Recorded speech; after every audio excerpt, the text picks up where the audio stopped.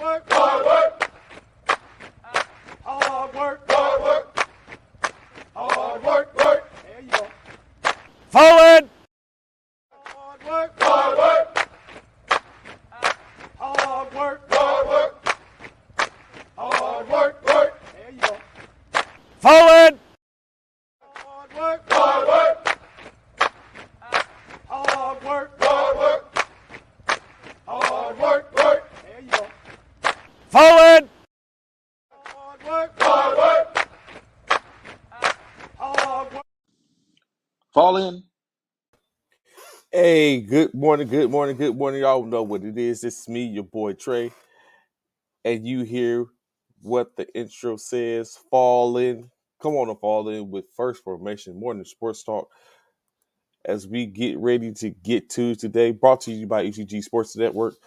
So, of course, hopefully we get a couple of some guests on today to come and talk about it. If you don't know, the 5th of November starts the Armed Forces basketball tournament, men's and women's. Of course, if you follow those entities, they have been working hard in their training camp over the course of the last couple of days. Correction, 2 weeks to be exact. I had a couple of games here and there, getting ready as they get ready to travel down. If not, they are already to Naval Base, San Diego, California, to get ready for that tournament. So, of course, we hope some of the coaches get on today so we can chop it up, talk about that.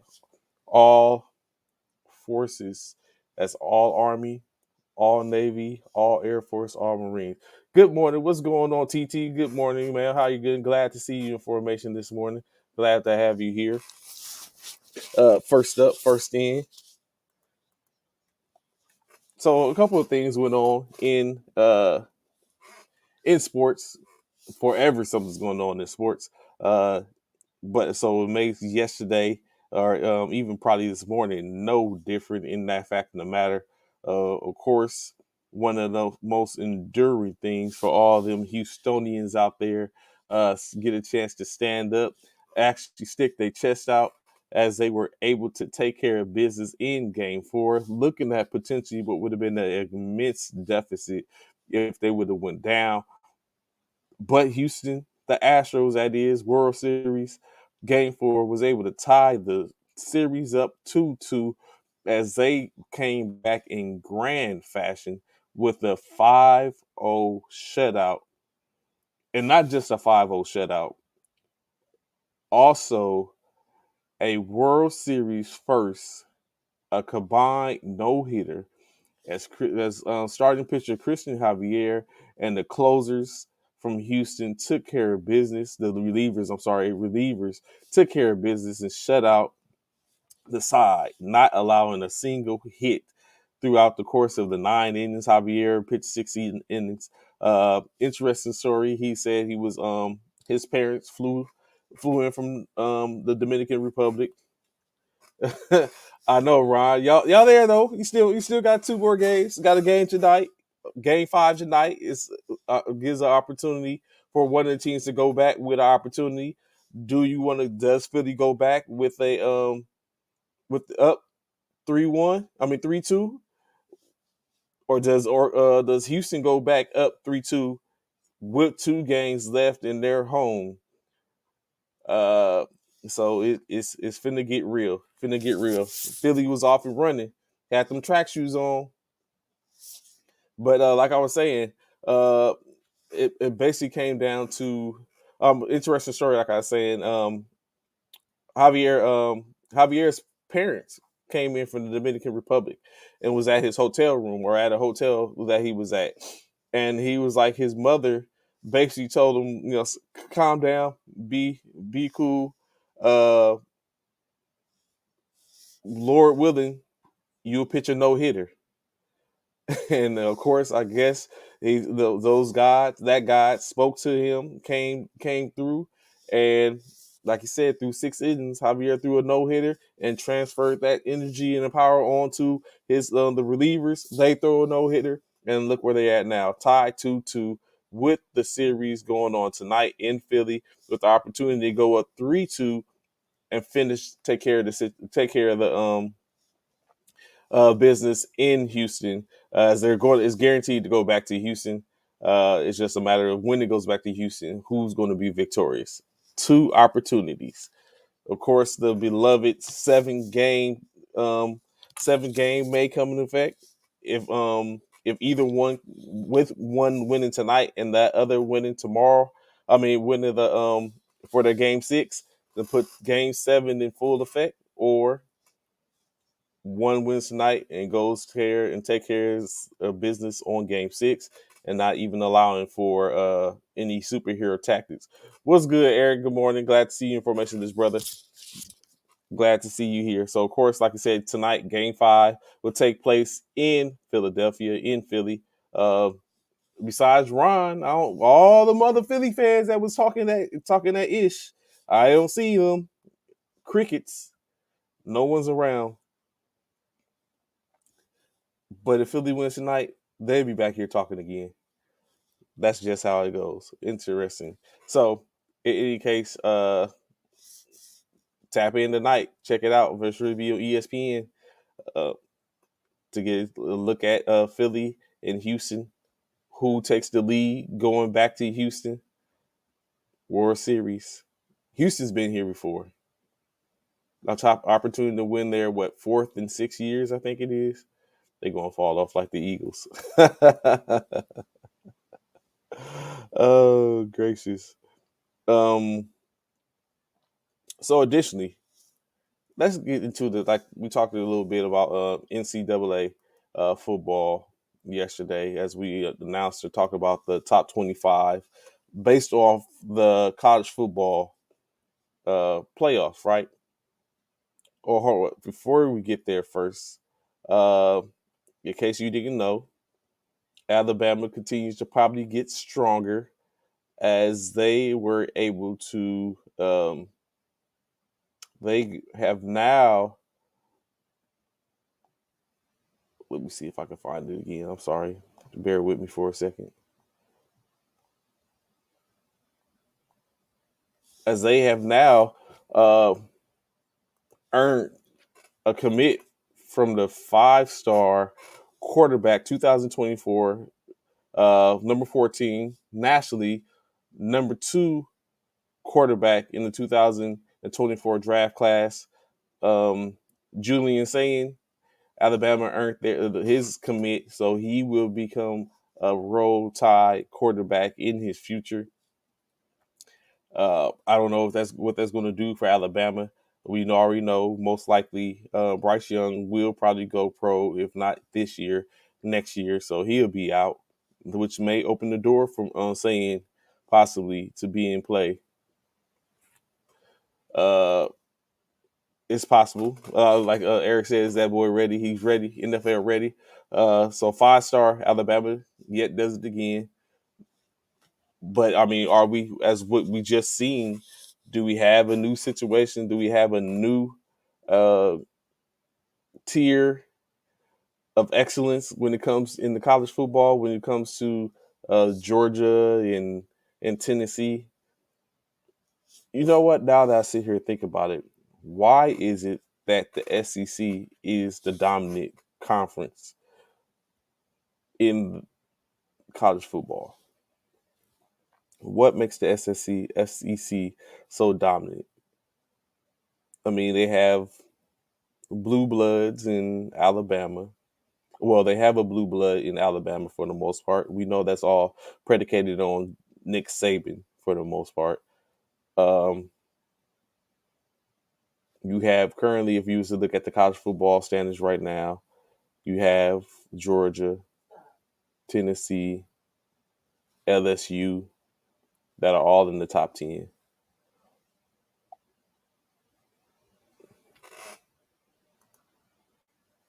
Big men raising us out in the trenches. In the trenches, Eric, so you say in the trenches, everything's about the trenches. The trenches is where it goes down. Going down in the trenches. Going down in the trenches. So I get that. So for the most part, they push guys over for practice. So it's about, okay, I get what Eric's saying. He's basically saying it's about that type of the country, I guess you could say the country mentality, to where is they're bred different, and those that are getting into that, they want to stay in that environment as opposed to going to the USC's, the Oregons, the um, Ohio States, Michigans, um, the Oklahomas, and all these other places. They want to stay in that. With the Alabamas, um, Tennessee's, evidently not so much. Maybe South Carolina. I don't know. The LSU's, Texas A&M's, in these places. So it remains. I wonder when that will shift. Will it be a shift when Nick Saban decides to hang him up? Is Nick Saban SEC? Like Dion is the SWAC, is Nick Saban SEC? Is that what we have going on here? I'm just wondering. I want to know.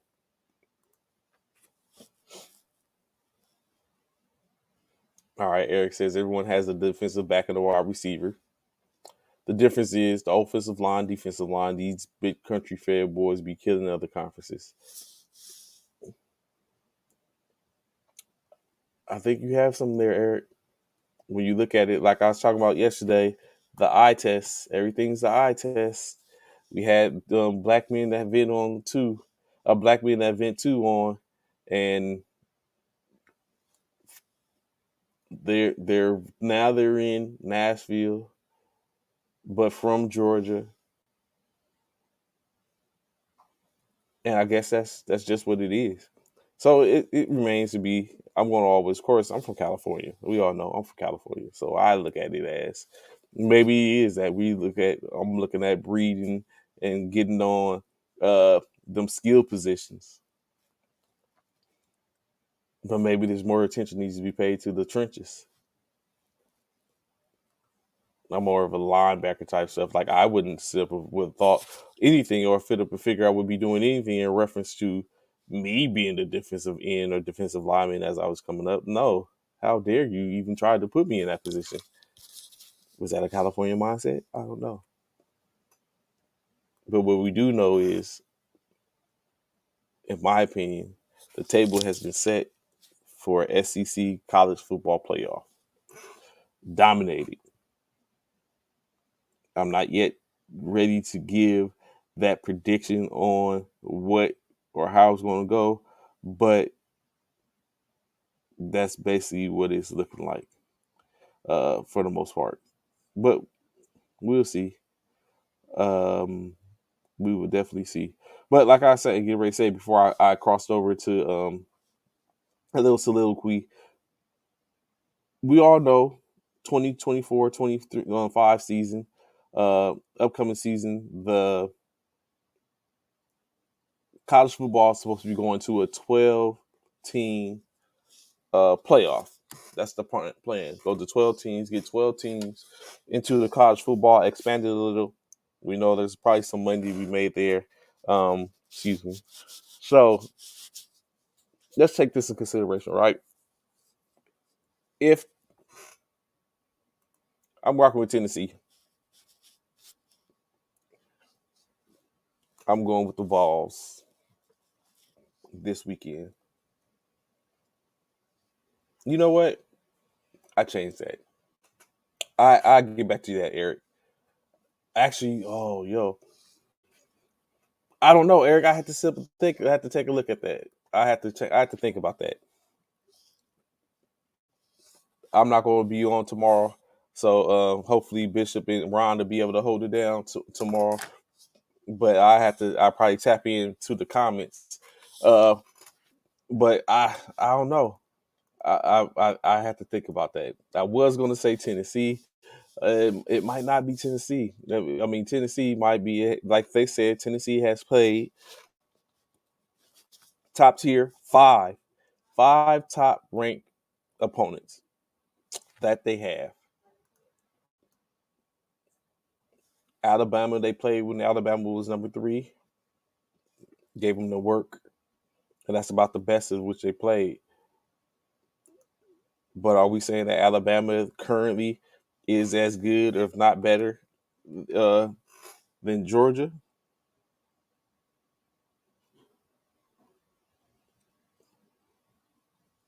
I don't know.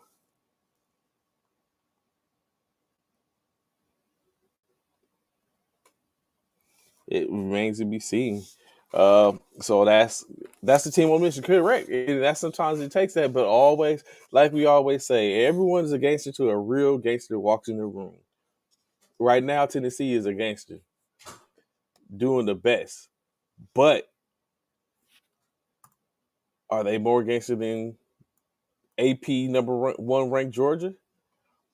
Or they could continue with that gangsterism, that gangster mentality, so to speak, when it walks into until when they walk and get in between them hedges. That's what the point comes, and that's what sit up and look at to sit up and think about. Like, are they ready without a reasonable doubt to handle business? And maybe they are. I won't dispute that. But currently, Georgia is the reigning champion.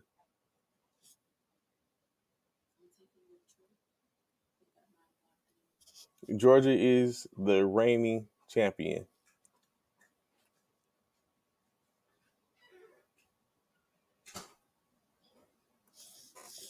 That's an interesting concept, Eric. Is it? But even then, like let's say, like you said, Georgia. I mean, correction, that Tennessee is the team in the SEC, running them up, smacking them up. Take care of Georgia this weekend. Continue to run till they get to the SEC conference championship. Smack up whoever's put in front of them, whether it's Alabama, LSU, whoever it is. Run through them. Is there any other team that can possibly beat Tennessee? Or does it become what you was just talking about earlier, Eric, where it's like, okay, the difference in who is playing or who is those types, like we just talked about, the in trenches where he's like speed. Not saying that Tennessee doesn't have speed, but it becomes like more of an emphasis on speed versus um, strength, or being in the trenches and allowing them using different tactics, maybe freeing up, allowing the those hog mollies, as you saying, those big boys, some country fed boys, to get into the backfield. Okay, and like you say, we'll see. We'll see. We'll definitely be taking a look at it soon. Uh, so it's definitely coming. It's coming. It's definitely coming. We'll see. It's definitely coming. But like I was saying, the 12 team. So what Fox College Football came up with is what we would have if this year was a year in which we was going to get um if we was going to get presented or seeing a 12 team college football playoff, right, for the 2020 season. Although it doesn't take effect till 2024, but if it was this year, this is what we'd be looking at currently. Wait,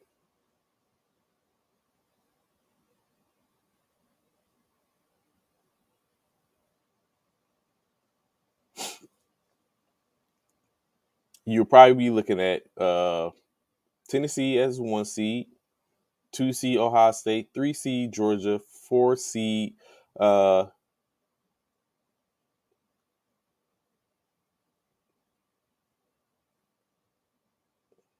4 seed being Clemson, right? That'd be it. 1 seed again, 1 seed Tennessee, 2 seed Ohio State, 3 seed Georgia, 4 seed Clemson.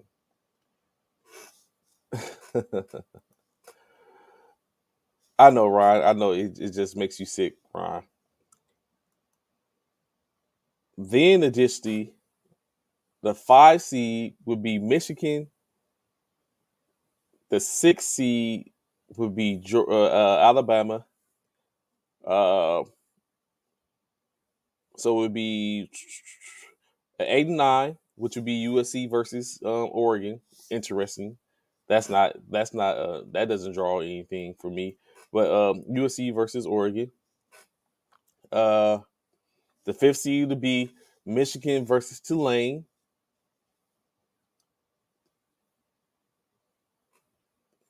The sixth seed would be Alabama versus Ole Miss. And then, of course, LSU versus TCU. And, of course, the winner of the LSU TCU game will go on to play Ohio State. The winner of the Alabama Ole Miss game will go on to play um, Georgia. Interesting. The winner of the Michigan Tulane game will go on to play TCU. Correction. The winner of the Michigan and Tulane game will go on to play Clemson, and then of course the winner of the USC and Oregon game will go on to play Tennessee. That's the matchup I want right there. I'm trying to see what that SEC life be like. We ain't had it in a long time. Last time we had it, we got smacked up. We're trying to see what that be like now. But that would be interesting. So of course, a lot of times we played out, like I said, it's like a job. They just basically let it known who the qualifying people are, who's got the opportunity to get the interviews. Now those interviews they're gonna go ahead and show the resume in which they built.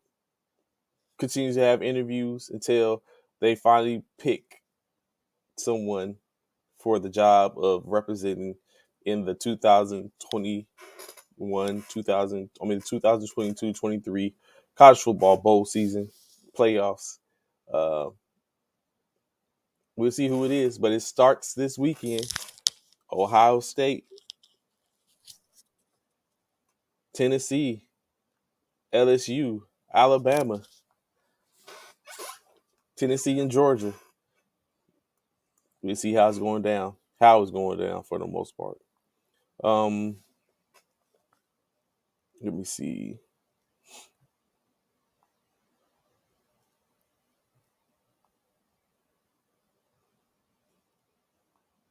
Let's see where I want to start first. Um,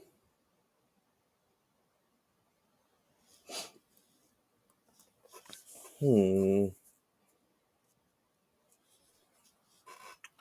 Let's go. There's plenty to talk about. Let's go here. Let's do something a little different. Just a tad bit different. Let's start off with some mm, let's start off with the NFL, right? It's some NFL conversation, a little bit different. There wasn't much going on in the NFL as opposed to a lot of legalities type stuff.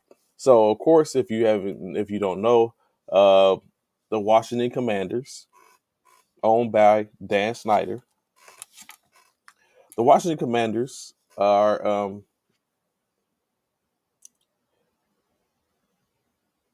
have had an investigation opened up against them by the Federal Trade Commission um, due to an inquiry that was submitted to them per the House Committee of Oversights and Reforms, which have been enthralled in the Washington Commanders organization due to um, some issues and reports and allegations in reference to sexual assault, harassment in the workplace by said organization. So during this investigation or this inquiry, in which the committee, the House Committee on the Oversight and Reform, during their um, inquiry and looking through, they came across what they perceived to be evidence of the Washington Commanders engaging in financial improprieties, which is, of course, is a federal offense. So, of course, these financial improprieties bring into question what the Washington Commanders have been doing in regards to uh, being a part of the NFL, right? So there's an employee. Let me backtrack a little bit. Because of the inquiry that was done like in 2009, basically stemming from 2009, when there was a young woman that was on a female employee that was on the plane with Dan Snyder, who said he sexually harassed / assaulted her on the plane. We got to take in consideration. Not too long ago, the Washington Commanders were in hot water, I guess you could sort of speak, when there was a investigation conducted. Said investigation led to the organization being fined $10 million, and Dan Snyder was removed from the day-to-day operations of the with the club, and that power was given to his wife. So now yet again, we have a similar situation to where they were being investigated for harassment, assault, misogynistic comments, and all the behaviors in the workplace uh, for his organization. So the reform, while they was investigating this, they came across these proprieties, and so they decided to send a letter to the FTC to get them to look into it. So now the FTC, here it is, months later, 9 months later, or 7 months later after finding these allegations, have opened up an investigation into the Commanders. So what is said is an employee who is privy to the information stated that that owner being Dan Snyder, was aware of two sets of books, not one, two sets of books being kept, one with underreported revenues to the NFL, and the other with the true revenues that were being collected. This practice in the organization head office, top offices, that being that with the top executives in the organization, was known as juicing or juice. They referred to it as a juice. So the juice, as they said it, was basically that's what it's labeled when they talk. So I guess that's the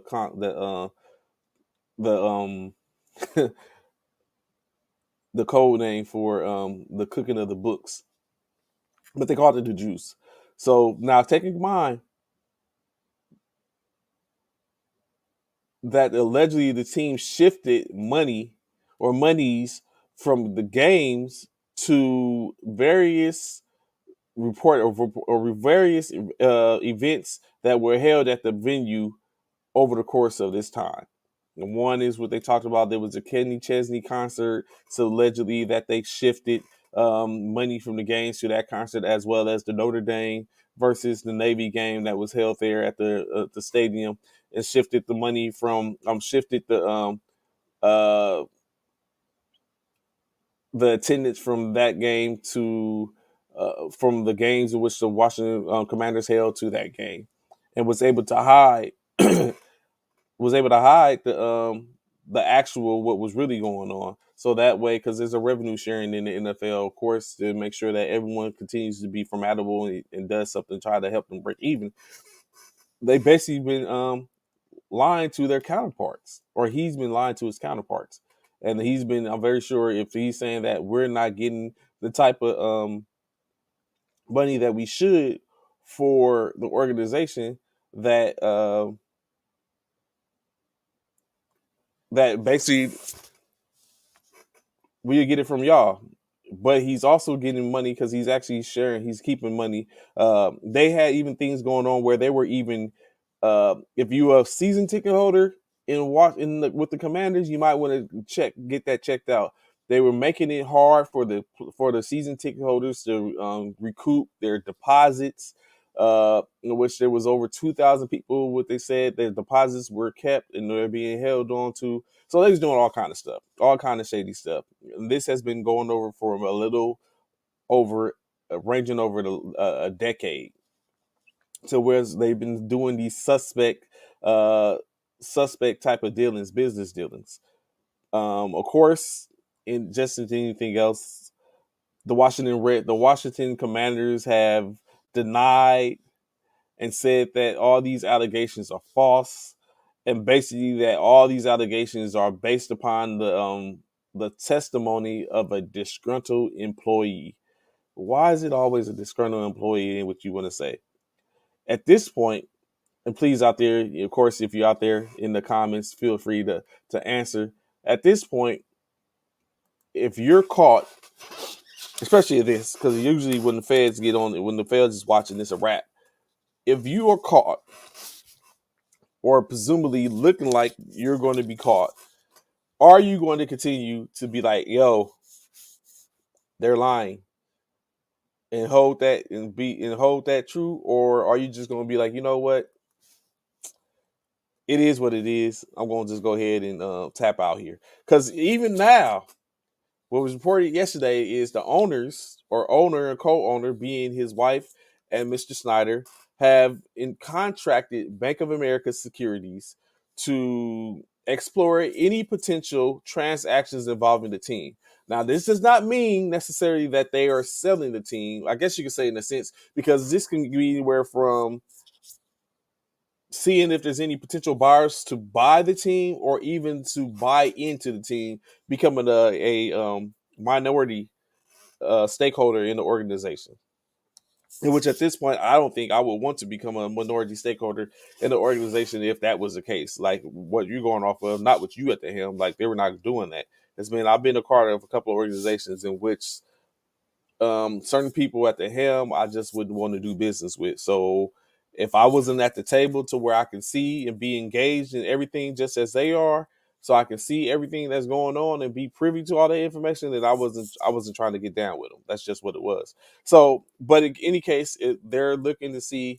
They have, like I said, secured Bank of America securities to look into any potential transactions for the team.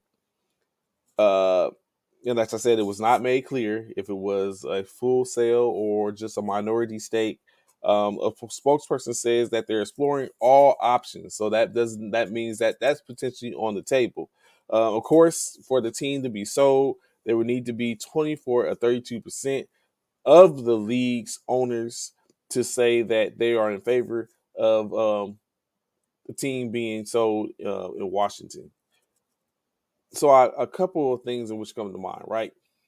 First and foremost, do we think that if the Commanders were to be sold, do you think or believe that they would be sold for they would be sold and would stay in Washington? Or do you think it would be a team or a group that would come in with ideas like, okay, we're going to probably try to move this organization? What other what other market is there out there that probably would be more conducive than Washington, if there is one? That's the first off. Of course, one that we initially thought of was that in Las Vegas, but they already currently have a team in the Las Vegas Raiders, so we can remove that one. Another venue, like you look at NBA, of course, is a venue. Seattle. Seattle has the Seahawks. They're good. Uh, is there a venue out there that you believe and think that would basically really would be successful, or really would basically thrive off having the NFL franchise in their backyard?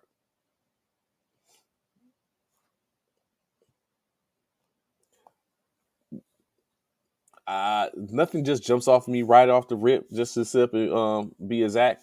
Um, no, not yet. At least not yet. Not right off the top of my head. So for the most part, they kind of have we kind of like keep the team in DC. You say, Cornelius, and that would be the rhetoric because they're there already. But even in that, is there anywhere else that could benefit from having the team?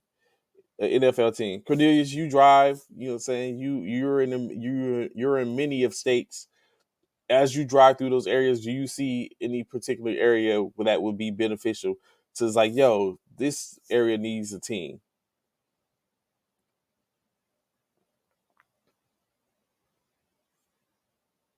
Another team in Georgia, would that be conducive? Um, Another team in Texas. Do they need another team? You already have a plethora of XFL teams that are coming about, USFL team, uh, three NFL teams with another one. Texas is a pretty big state. Will another one be conducive?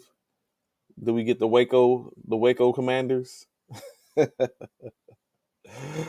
The Austin Commanders, maybe? I don't know. San Antonio Commanders. What's good with that? A franchise in San Antonio. Could that work? Just conversation, you know what I'm saying? Just looking at any possibilities in that happening, right? So continue on moving on. As we know, speaking still conversation in reference to the Commanders. Please feel free to comment on the topics. We see your topics and be able to get into it as Cornelius states keep that team in DC. But going back, right? 17-year old has been arrested in the case of Brian Robinson. As we know, Brian Robinson is the rookie running back that plays for the Washington Commanders. That he was shot earlier in the season, right before the season started. Shot 2 times in the left leg as he was expected potential carjacking or basically a robbery. The 17-year-old, of course, is a juvenile, is being charged with assault to rob while armed. That is the charge. Of course, there's two others that are being sought after in this case, as one of them was perceived to be a getaway driver, and they hope that basically saying forensic science, community, and good detective work is the reason for them bringing the 17-year-old to justice, and they look forward to giving the other two. So, they sell out every game in Tennessee. Well, Tennessee already has the Titans. So, do you think Tennessee would need another team? Memphis, Oklahoma, they would sell out every game. Good choices. And I thought like it would probably have to be a state that gets an additional team at this point. One of those one of their other cities. But yeah, so basically someone seemingly came forth and gave out information that led them to the 17-year-old. Yes, Memphis. I figured that a Memphis team. Um,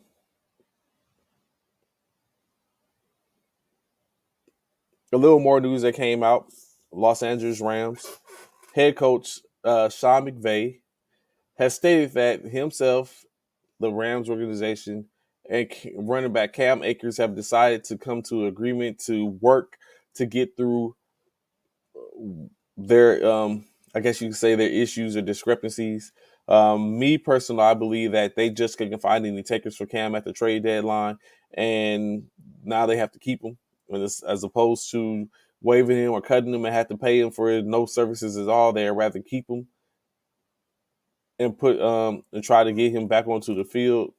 Of course, Sean McVay stated that he does not know exactly when that would be or when Cam, will make another appearance, but they are all willing to work towards a better day to put him in position. So, of course, Cam Akers was the primary back initially last year as Henderson sat out with his injury. Henderson's back. It doesn't seem like Cam is getting any burn or any real time. So he's been he's been basically sitting on the shelf. They sat him out for 2 games with the expectancy of maybe having an opportunity to move him. Didn't want him to get hurt or anything or be stuck. And that didn't happen. So no one's making any moves to get this running back. All that from all the people that was traded, the whole frenzy. No one from the Rams for the most part. So they have not yet stated what the problem is on why Cam is not getting any opportunity or any burn, but uh, you'll see if he gets back on there. Of course, we know all it takes is an injury to somebody, not a huge injury, but an injury for someone to be out, and then he'll get his opportunity. So maybe he gets his opportunity at some point in the near future. Still in LA, but just on the other side of the stadium, I guess you could say, the Los Angeles Chargers uh, wide receiver Keenan Allen suffers yet another setback to his hamstring injury that he has been dealing with since the beginning of the season. Currently out 7 games. Um, but basically, Keenan Allen states that he's being frustrated, currently very frustrated. He's currently listed as questionable as they get ready to do battle with the Atlanta Falcons. When you take this in consideration, when you look at this, especially for those in the fantasy world that does fantasy football, you may have Keenan Allen um, on your roster, or if you are an individual that tends to go and place a little wager here and there, friendly wager on games and reference who will or who will not win. Currently, with Keenan Allen questionable, that means there's a possibility that he will not play. Mike Williams is currently out with an injury, so there's a possibility that he won't play. Um, well, we know he's not going to play. He's out for a couple of weeks. So where do they go to? Can Herbert and Austin Eckler hold this down? Irvin is all these people able to hold down? Like, this is basically what you're faced with, and I don't think that against Atlanta, not the most skilled, but Atlanta has been doing their damage. Do we have a possibility to where now that there's going to be Keenan Allen uh, doesn't play, and now it's all on how Austin Eckler and Justin Herbert is not looking too good for the Chargers. Although you expect next man up from all the other, I'm very sure they have more wide receivers. But that's basically what you have in case. Keenan Allen very, very, very, very frustrated. Can't seem to kick this habit. Maybe he needs to sit out a little while longer so they stop aggravating it. But it remains to be seen. Green Bay Packers quarterback Aaron Rodgers says that after trade deadline, they were not able to pick up any. They were not able to pick up any splash targets or trades or anything like that. One thing that was stated is they were presumably making a play for running wide receiver Chase Claypool, who now is currently in Chicago. They made a play for him. It didn't come out. I guess what they were asking for was greater than what Green Bay seen as his worth or was willing to give. Um, so now Aaron Rodgers states that basically they have to play with what they have. That doesn't seem, when you look at it, that sounds good, but when you take in consideration if a player was being shopped or was getting ready to be traded, to sit up and not be traded and then have to come back to the team and have to look at it, and for your quarterback to be like, we'll play with what we have, even though he says that he think they have enough uh, to make a move. It's just that everyone needs to be healthy. When you talk about that, basically that is one of the situations where it's one thing it's one thing to sit up and say that, but it's like, how do you come back for that? Like, if I was on the chopping block, what's good, bitch? So here you go with another picture. WGO, WGO, It's what's going on? How at y'all least doing this morning? at least you can't see the 7-0. That's a good Oh, thing. let me move out the way. There it is. It's there. Trap Don't worry about it. It's there. Even trap if game tonight. it's there. Don't worry about it. It's there. It's there. Houston by 14. Okay. Make sure that's your pick tonight. No, Make that's sure. not my pick. No. That's not my pick. Yeah. Make That's sure not my that's your pick. pick tonight, baby. That's not my Make pick. sure that's your pick. No Let's pick. That's go. not my pick. Yeah. Don't change it up now. Have that pick. Have that pick. So yeah, so he basically, that's what he's basically saying, that that they were, so it would be hard to swallow. I mean, I think I would have a problem with it. Uh, Going in and it's like, y'all tried to trade me. but then we couldn't make no trade. So now you like, hey, we're good with what we got. We just need to be healthy. It's like, no, you just tried to trade me. Like, you try to get rid of me. Of course, he's like I said, he believes that they're going to make it work with what they got. It's just they have to be healthy. So remains to be seen. Can Aaron Rodgers do it? Is that bad man really that bad, or is he just bad this year? Alvin, there you go. See, you know what? I told you. There you go, Alvin. There you go. Alvin! He is. There you go. What do you say? Wish we could have pulled Hunt. Yeah. Where Hunt got picked up? No, he's still in Cleveland. Oh, the trade deadline's over, huh? Yeah. Yeah, that's right. The only way they get him now is if he's released. Yeah. See, but why? Why do you want to get Hunt? What's wrong with Sanders? What's wrong with Scott? What's wrong with why do you want OBJ? Better? Why do you want OBJ?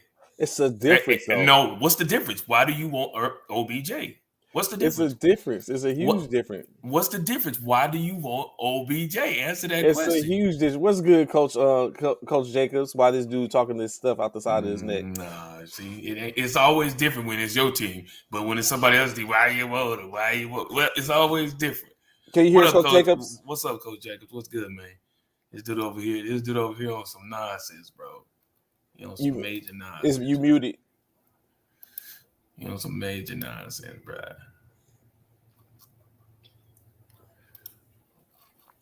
I was trying to get it in so I could make sure. Then I was going to ask you your question. The difference is you can have multiple wide receivers in the offense at one time. You can have multiple. You can have multiple running backs in the offense. You gotta have two running backs. Right. That's more than one. So Kareem Hunt. So tell me this: if Kareem Hunt would have went to Philly, and you can actually put a running back as a wide receiver, you don't have to put him back as much. So it can have multiple. That's so true. You can put your whole skilled player or offense can all be running back if you wanted to. Yeah, that part. So I asked this question: if Kareem Hunt would have got to Philly, does he become the premier back? I can't answer that. I don't know if he becomes the premier back. To be honest with you, I'd have to see. So I don't know, but he has a great chance. Scott is good, but Sanders Hunt would have been a better combination. I agree right there. And then then that would force Hunt to go back into the same situation and would just out. Going to be another running back by committee. So that's why I say Hunt would have to be the better player to go into that situation because I'm going to get line shares. But this is the better situation is the fact that Hunt is about to coming over to us. He has a better chance of getting on, making it to to the Super Bowl right now. Y'all not going to the Super Bowl, Bishop. What? I just decided to do that. I'm not going to the Super Bowl. What? I just thought about that. Like I hope I'm not going to the Super Bowl. No, I said it today, November 3rd, 2022. The Philadelphia Eagles are not going to the Super Bowl. Oh.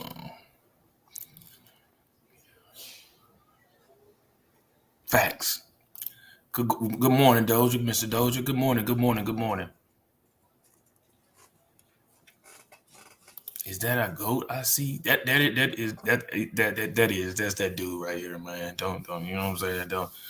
Don't sleep on it. That is, I am that dude. No, that is not what I agree. The Eagles are not going to the big game. Of course, you would agree that if we leave it up to you, Applewhite, you feel like the Dallas Cowboys are going to the Super Bowl, and we know that ain't gonna happen. Thank you, Ron. Good question, Ron. Good question. Let's keep it real. Good question. I like no, that's not a good question. Ron is drinking your Kool-Aid, or he's making your Kool-Aid, he's feeding it to you. No, yes, he's not. Stop it. So what how do y'all make it and we don't make it? How do you feel like y'all? I didn't say it. I did not say no. that. I'm saying no. I'm talking about Applewhite. He talking about yes, sir, about the Cowboys making it. How? We done beat y'all once already. Like, So this is pow. what I want to point out. See, this is why I say do not drink the Kool-Aid. And Ron, That stop part, mixing. Alvin. Ron is sitting up and mixing it and making sure that it hits you right here when you drink it. That's what Ron is doing right now. So let's keep in mind, right? They may not get stopped during the regular season, but when you get into the playoffs, lackluster teams are no longer prevalent. It's all dogs for the most part. That's where Philadelphia gets stopped. What do you mean they all dogs? Who's all dogs? What are you talking about? Everybody who's playing there. Coach Jacobs, can you hear us now? Coach Jacobs, what's good, man? Yeah, this Coach Brandon Jacobs with me in the background. Okay. All right. What's good? What's good, gentlemen? What's good? How y'all doing? Oh, Hey, we what's good, good, man. What's good? Glad If we y'all have knew, us on if here. y'all knew the stuff I had to go through every morning on this show, man, with this dude and his alliances and stuff like that, if y'all watch, y'all see what I go through. But y'all gonna be witness to it this morning, of course. You know what I'm saying? This dude, man, it's just, you know what I'm saying. Who's your favorite NFL team, coach? I know y'all in basketball, but who's your favorite NFC coaches? I'm between teams. You know, I got a rough relationship Here with we go. my team. So Here we I go. recently left the Atlanta Falcons because He said recently left Atlanta. yeah, I gave them my separation agreement last year, and then they went ahead and got rid of Calvin Ridley this year, which confirmed my assumptions. I watched them week 1 blow another lead, and I said, that's it for me, you know. So because of my son, I rock with the Raiders. You know, they're a low risk team. You know, it is what it is. Low risk. Cool culture. You know, we out here on the West Coast. You know, there's nothing wrong with wearing a little black and gray, black and silver. So, you know, that's where I'm at right now. Nice. Oh my goodness! You said I support the Fred free agent era. look at here, look at Dozier. You know, talk about mute this guy.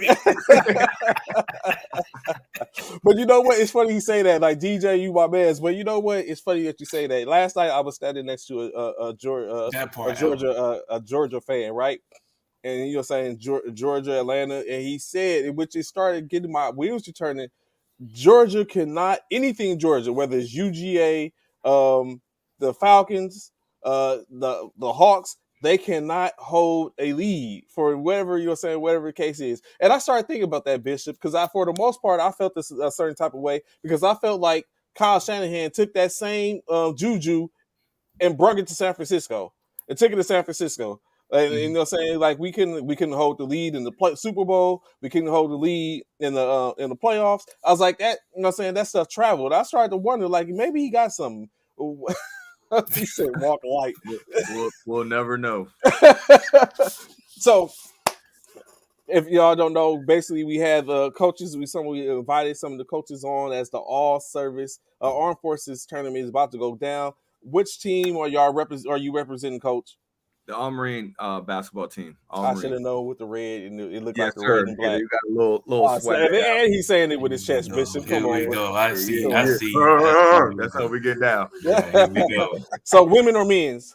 Men's side. Okay, the men's side. Okay. So I didn't get a chance to go back and do the research and see, but for the most part, who has been dominant over the last 5 years in the all forces tournament? So in the last 5, you gotta remember, there's been some splits between because of like the COVID and all that. But the recent champs have been split. I think the Army has 2 or 3, and then the Navy got the last one. So, that's right, because there wasn't the Army too. Only Marines and the Navy competed last year, correct? Like Army didn't compete or something like that. What was that night? No, the last actual tournament was 19. All four got in there. Okay. All right. Okay. So, what is the Marines bring? Like, I know we've been talking about, both myself and Bishop are Army retirees. So we're going to try to keep any biases to the side as we listen. So we're going to listen with open ears and closed eyes. That part. So, what is it that the Marine men's is looking to bring to the tournament this year? Our message always and will be, toughness and energy.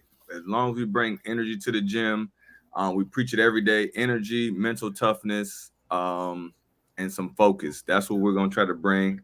The basketball stuff will take care of itself as long as we're a little locked in and we bring energy to the gym. As y'all know, everybody knows Marines are a rambunctious group. We can't control that. They do. They are who they are, and we're gonna try to play to our strengths with that. A lot of energy, hype each other up, and keep the gym loud and hyped up. Whether we up 20 or down 20, we're gonna be loud and obnoxious about it. So that's what we're Okay, hoping. you know what I'm saying? Win, keep the same energy. Basically, you gonna win big or you gonna lose big, one or two. Exactly. Okay. Have they determined yet who y'all draw first? For y'all first game? Yeah, the Army, that's a good match. If you don't know, Ron Bartley and Coach Ron shout him in to Ron. Yeah, he's the guy. So me and my assistant coach, we've all competed in the lines together. So this year, we'll compete outside the lines, which should be very interesting. I know Ron's team is going to be tough. Ron is a very smart, high IQ individual, except also with his guy Ray. So we'll see what happens. We're excited for it, and we'll see what happens. So where has the Marines finished in the last the last ones in which they played? Where has it the finish been? Has it been favorable, or has it been something to work on? 3 games. They won 3 games last year, but they finished in last place, third place. Third place. But they had 5 guys for USA. Yep, and we have 5 USA selectees. Okay. Yep. So they finished in 3rd place. The year before they finished in last. They got a couple wins. One of the problems with the Marines is sometimes our leadership doesn't necessarily support the program. So you can't get all the talent on the floor. I feel like they had a good showing. They had some good talent, but like you said, everybody knows Army, Navy, Air Force are very talented and deep, and they're always hard to beat. So the last few teams in Marine Corps that had good showings, they got some wins. They snuck some wins on some people, and we'll see what happens this year with our team. Hopefully, we can sneak a couple wins off those guys. We know they're talented, they're big. You know how it goes. Yeah, of course. So in which I was looking at Coaches Fest, I seen his video. I was like, they got some size and stuff, and watching them and engaging with them as they do the military MNT basketball tournament, engaging with Commissioner Myers and following the MBA and that scene and seeing, of course, a lot of predominantly Army players.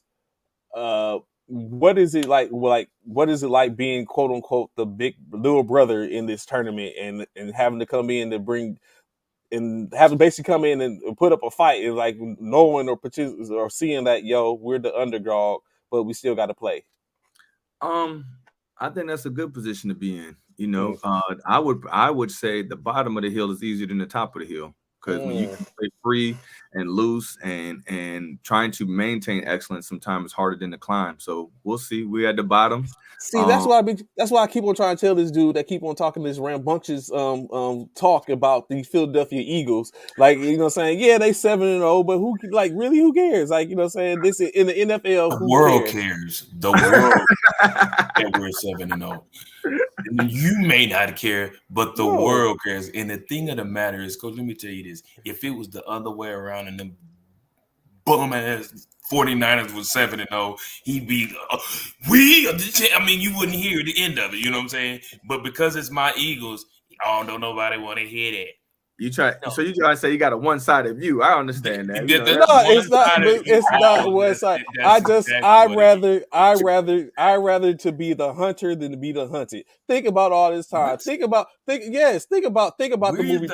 We're hunting. We're not the hunted. No, you're the hunted. Why? Think about the movie, the Predator movies, right? I've seen them. What think about that. You know what I'm saying? So what happened? Right now.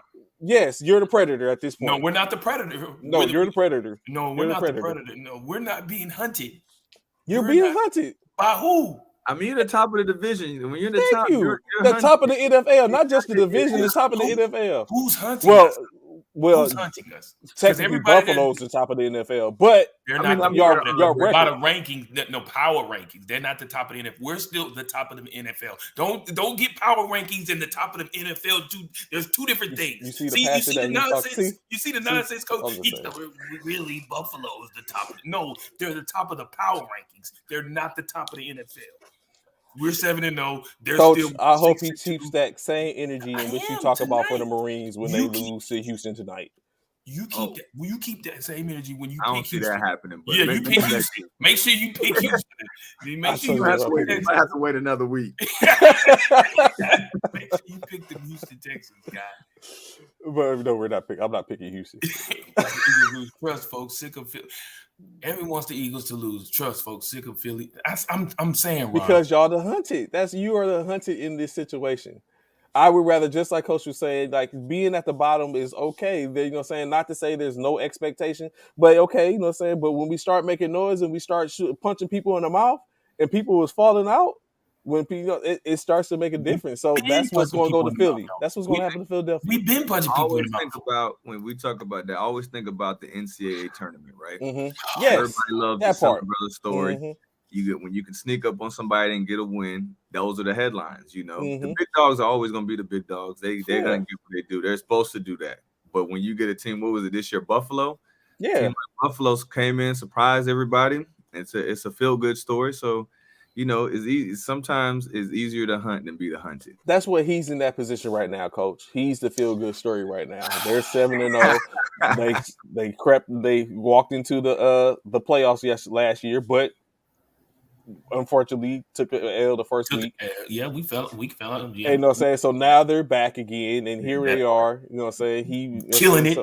Killing it. Made some transactions in the course of the in the off season, some during the trade deadline, and now they're 7-0. So they're the feel good story right now. I know he wants to hold on to that feeling that is acted in this is what he's trying to hold on to.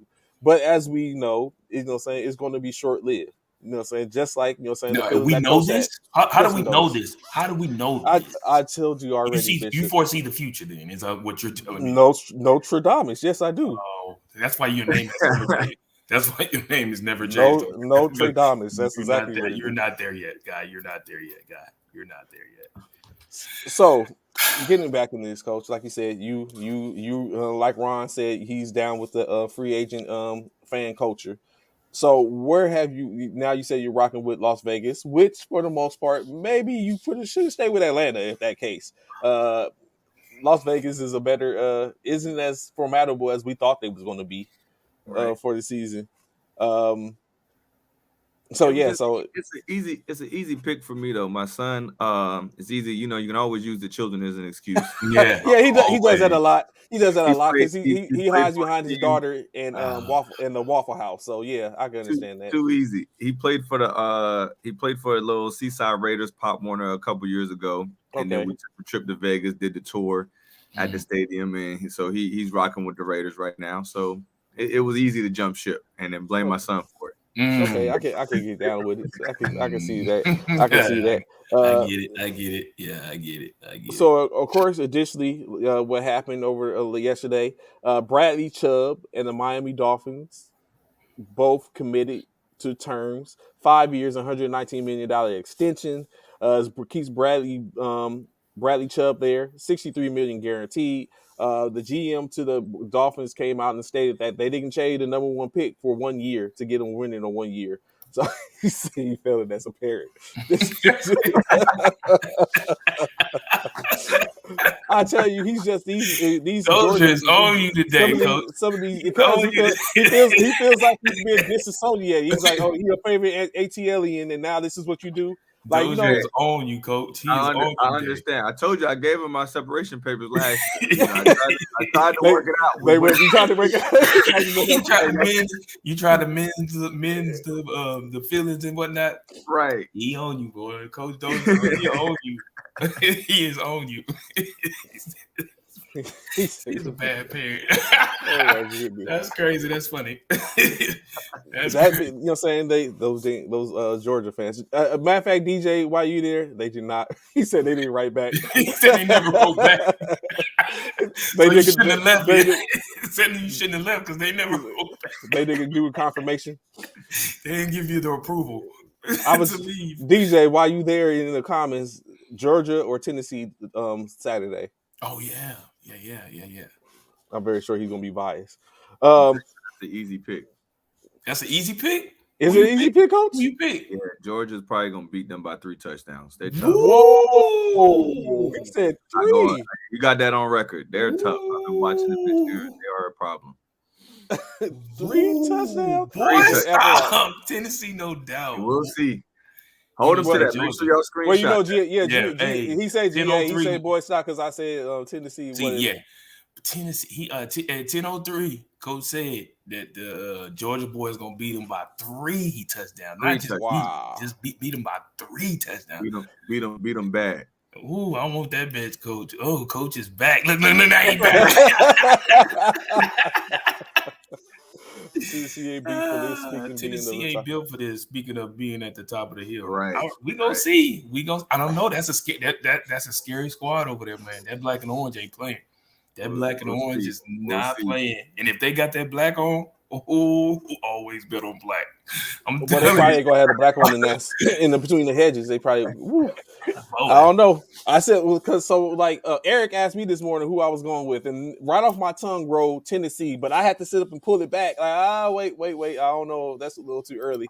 I might have to coil that conversation because I just don't know. Like, everyone, like I said, everyone's a gangster till a real gangster walks in the room, and so I don't know, is Tennessee that gangster in this case? Like, are they really that team? Or have they just been playing gangster because they bullied Alabama at a low point, caught them slipping? Okay. They played four other top ranked opponents, but they wasn't that of Georgia or Alabama. Although they did beat Alabama, so I don't know. But of course, Georgia fans going to represent. They're going to say they're going to represent. Because just like Coach said, hey, he gave his termination papers to the Falcons, but he's evidently still maybe he's engaged to the Dogs this time at this point. So SEC is biased. That is right, Ron. It is. The SEC is biased. Alabama, LSU, Kentucky, Florida, Pittsburgh. Now the Dogs is our time. After why he was going to be. Yeah, he got all the teams that they done beat. Look, he done put them all up there. Receipts. He done set up and like there's receipts. Showed receipts. Yeah, he said we Tennessee. And now he shouldn't say they finna add the Bulldog. I mean the Dogs. So the Bulldog. Yeah. Additionally, like you said, so with the acquisition of Chubb, we're gonna get into some basketball soon, Coach. Let me finish. Finish up this NFL. So with the acquisition of Chubb, is there a possibility that the Miami Dolphins are a Super Bowl contender logically? Do we see a Super Bowl appearance from the Miami Dolphins? So hold on. See, this is that nonsense. You see, Coach. Now, why is we talk about the Miami Dolphins making the Super Bowl, but when I talk about my Philadelphia Eagles making the Super Bowl, who has a better record than the Miami Dolphins, they're not going to make. Why are we talking about Miami making the Super Bowl, but we can't talk about Philly making the Super Bowl? What is in the record? Again, why are we talking about a team who has losses, but you're talking about a team that's making the Super Bowl, but you're talking about a team that doesn't have any losses? Do you think Philadelphia could beat Miami? Absolutely. Absolutely. I sure do. Okay. All we gotta stop is who? Cheetah and Waddle. That's it. They ain't got no running game. That's all? That's it. Cheetah and Waddle. That's it. Okay. Got it. That's it. So they got to stop AJ. They got to stop AJ. They got to stop. Good Lord, I can't take his name now. They got to stop our other wide out. They got to stop. That's why you can't figure his name out. No, I can't figure his name out because it's right there on the tip of my tongue. He's irrelevant. Smith. So I guess there you go. They got to stop Brown. They got to stop Smith. They got to stop. You know what, Coach? At the end of the season, he's going to be submitting his paperwork too. No, I'm not. I'm not going to do that. I'm not going to do that because my daughter don't have a team, so I ain't going to do that. I was about to say you can come over to San Francisco, but no, that's okay. Stay where you're at. So what up, Zach? What up, Zach? What's good, Frack? What's going on? So, of course, Tom Brady. As we get to fitness, Ron, real quick, let me know what your pick is for the Thursday night game tonight. So you can really. So Tom Brady, as we know, is getting close. Is getting very close to what is perceived to be an untouchable Great Perrington, DJ. I mean, Bishop. Tom Brady is getting very close to an untouchable milestone as he rears close to 100,000 in all career yards. That's playoff and and playoff as well as career regular season games. Which currently his numbers sit at. That's I can pull it back up. Tom Brady's numbers are currently he's 99,836 passing yards away from 100 career passing yards. The closest man who is 85,724, which is Drew Brees. And then, of course, third place is 79,279 yards, which is that of Peyton Manning, whom all are retired at this point. Basically, Tom Brady has amounted those records from a lot of underneath the coverage. He has over 10,000 yards to Gronkowski, 7,000 yards to Julius Edelman. Wes Welker was 6,000, 5,000 to Branch, and Troy Brown 3,000 yards. Of course, the closest closest player to Tom Brady is that of Aaron Rodgers with 63,000 yards. I don't see him picking that up. Patrick Mahomes is 24,000 yards. Justin Herbert of regular, who all average 262 yards, 300 yards, is 29 yards, 291 yards a game. For Mahomes, they said it'll take about 250 yards with those average for him to get close to that or even amount that. So I asked the question, do y'all think anyone in this era will be able to amount 100,000 yards, or is it the fact that Brady, with all those Super Bowl appearances in the playoffs, is going to basically hold that record, and we probably never see anyone touch it? I think we'll see somebody touch it. Like it will take another quarterback of his of him.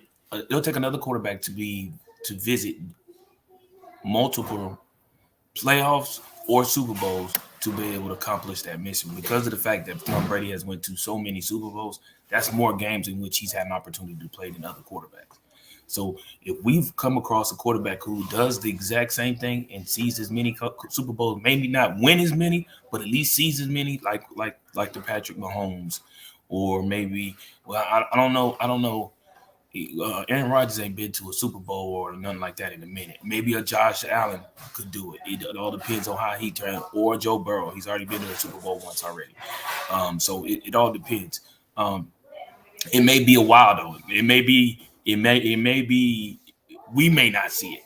In other words, I would have to say the same. I don't see it happening. It's too much equity. It's too hard to get to the Super Bowl that many times. Yeah. So, like one of the guys was saying, is you don't get there that often and be there as many times as Brady's been. I don't see it. I don't see it happening.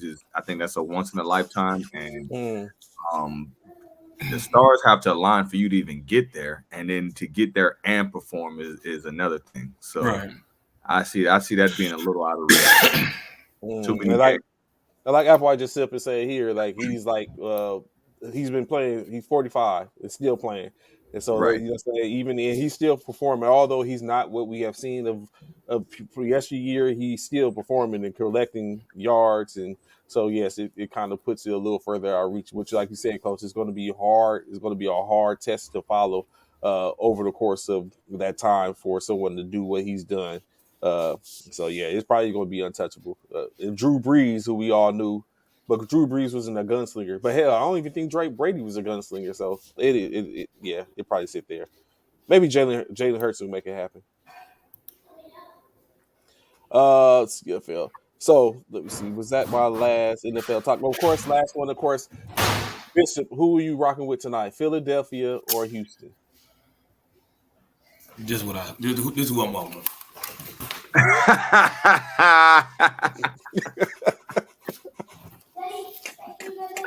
I wish you know what, Coach? If Houston get that ass tonight, bring that ass here, boy. I want to make sure to continuously play that clip over here with him walking off. And basically, what you see is he basically broke up the picture because that means that they're no longer 7-0. That's what's going on there. So that's why he walked off. I'm not taking the Texans, Ron. You know I'm not taking the Texans. As much as I want to. You know what? All right. Was there any question on who I'm rocking with? That's cool. You got that. You know what? Come on, man. You know what? Let's go Houston. I'm taking the Texans. I'm taking the Texans. Look at I am Coach. taking the Texans. Let's go Houston. Trap Coach. game tonight. Look at Let's Coach. go. Y'all Look at here Coach. first. Houston, let's go. Ron, you've heard that. Trey, you got to take Texas, right? Mills. Davis Mills. Stand up. Hey, it is a bad thing that Jordan Davis is out, man. He's on IR for the next 4 weeks, man. Let's go Houston. He's out. Let's go Defensive Houston. tackle Jordan Let's go, Davis is Houston. out, so that's major. We're gonna be missing him for a bit, but yeah, I'm glad you took the Texans. Let's go. Let's go. Boy, yeah. Let's go Houston. Yeah. Got that. Just wait. So of course, let's get down to the get down with what I'm saying. Reason for the season. The NBA, a lot going on last night. I'm pretty happy to sit up and discuss the NBA today. Yeah, let's do it. Let me see. Let me get into these You notes. you got to start with. Just go ahead, be like first take. You know where you got to Oh start. no, I'm not even starting there. We You gonna gotta say the start best. there. I mean, We it's gonna only start the right. best. So this is where I will start. However, I will start Look, with you don't this, want. right? You don't want. Obviously, you don't want to. Well, no. This is where I will start. Right? Let's Brooklyn play last night. Let's set the tempo. You said did Brooklyn play last night? I don't think so. Did they? I don't think so. No, they didn't. So I can start there since they don't have any dog in this fight for the most part. Let's start here. I had to show AI last the other day. So let's show a guy that a lot of people may have forgotten about by the name of Steve Francis with the great handles and the crazy major. Why would that be the dude that you would start with? Because people forget about Steve Francis, bro. Yeah, he was a problem. That boy was a major problem. People forget about Steve. We talked about AI the other day, but the man had crazy hops and his athleticism was phenomenal. I have someone else that we're going to talk about that I would have started with. The dude was bad, man. Like, come on. Like, the dude was like, look at what this dude was. So you telling me you went from AI to Steve Francis? Bro, is that not fair? No, that's not fair at all. Let's get something straight. You know, I am a 757 native, and there will be no Allen Iverson AI slander. They're not even close.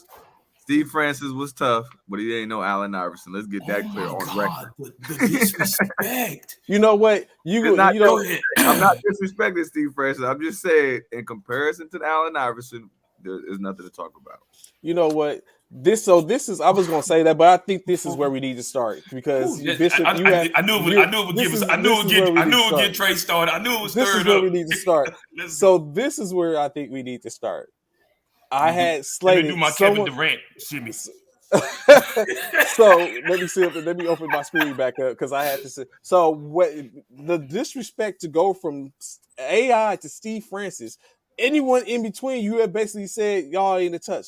This is where I think we should start, Bishop. I think that clip should have been none other than B Dizzle. Baron Davis should have been that clip. Baron Davis should have been that clip. Baron Davis is the truth too. Everyone has forgot about Baron Davis. That should have been that. I'm not gonna lie. He's the truth. Baron Davis is the truth. Matter of fact, I'm not gonna front. If I run it down, just a couple of things in which Baron Davis did in his tenure. B Dizzle, where he at? Okay.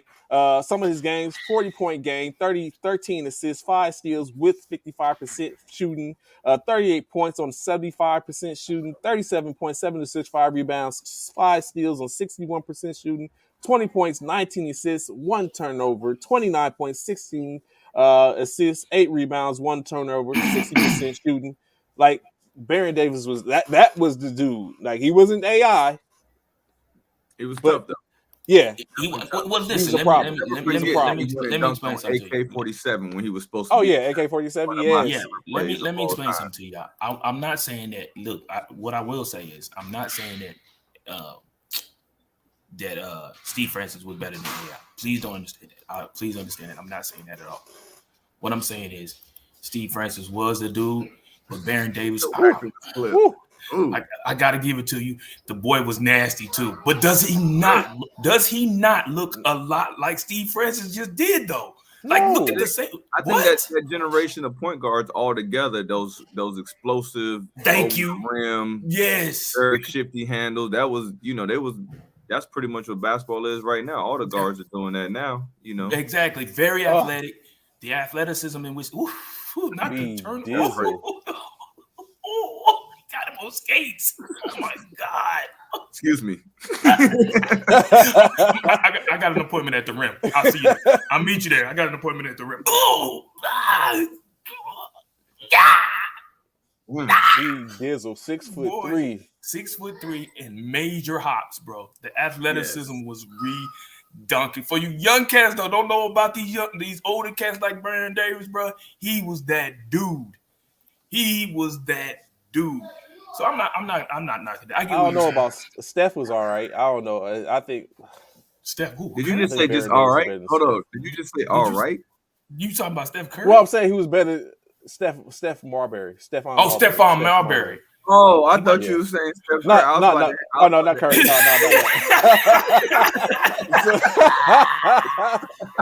I thought he'd be like, all right, gentlemen, that's it for me. Have a good day.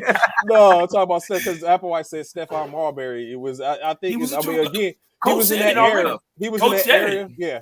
Coach just said it. It's Stephon Marbury, the AIs, the big athletic guards with a nice handle. But crazy handles who was fearless in the paint, didn't care who was in there, they was taking it up there. The Penny Hardaways. We already know those were the guys who didn't care, bro. When it came to going to the rim, like I said, there's an appointment at the rim that I gotta be at. Meet me there if you want to see me. Bro, they didn't care. Mm-hmm. And that's why so many people, that's why so much of the older generation love John Morant, because he has that same type of mentality. He has that mentality. That dude is like, bro, I'm going to the rim. If you want to come on. But I'm not stopping until I get there. Miss a rotation, you might be on the highlight. Real fast. I'm just saying, bro. That's why so many people love Ja, because he has that same dog in him, like the older heads, man. I'm just being honest. But go ahead, man. Go ahead. Real quick before we get into these, what's called like Bishop is from New York, right? Although he has other teams everywhere else, but Bishop is from New York, and he claims Brooklyn as his Brooklyn stand up. Yeah, Brooklyn stand up. So Brooklyn, I mean, interestingly enough, Brooklyn has Brooklyn, as well as Kyrie Irving, Bishop, have both decided to donate $500,000 apiece to the Anti-Defamation League to aid the education as well as efforts to eradicate modern anti-Semitism. Kyrie's, of course, comment in this case was what up, Stanton? Where he talked about, he basically said he opposes all forms of hatred and oppression and stands strong with the communities that are marginalized and impacted every day. He is aware of the negative impacts of most of his posts towards the Jewish community and takes responsibility. He does not believe everything said in the documentary was true or reflects his morals or principles. He is a human being learning from all walks of life, as it intended to do so with the open mind and willingness to listen. So from his family, and he meant no harm to any one group, race, religion, or people, and wishes only to be a beacon of truth and light, end quote. So of course that was a paraphrase of his quote in which he had talked about. So a couple things while we think about this, right? We already know Brooklyn condemned his statements, or what they thought to be his statement, what they said his statement was. The NBA did the same. The NBPA did the same. But I think where it really hit home was Nike did the same, in which is like, oh snap, like, saying this is what is going down now.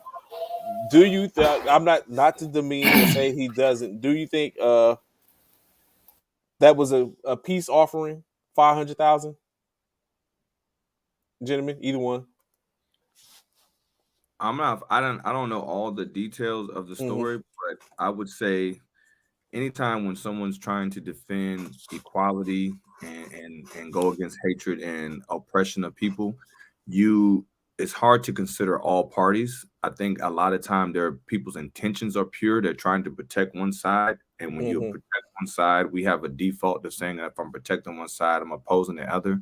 So I think Kyrie did the right thing. You said something to protect one side and offended another. So you try to clean the situation up on both sides. And I think as a big of a star in box office he is, and as big as the NBA is, and trying to keep equality and preaching the equality message for all, I think that's the right thing to try to clean up the message you put out there.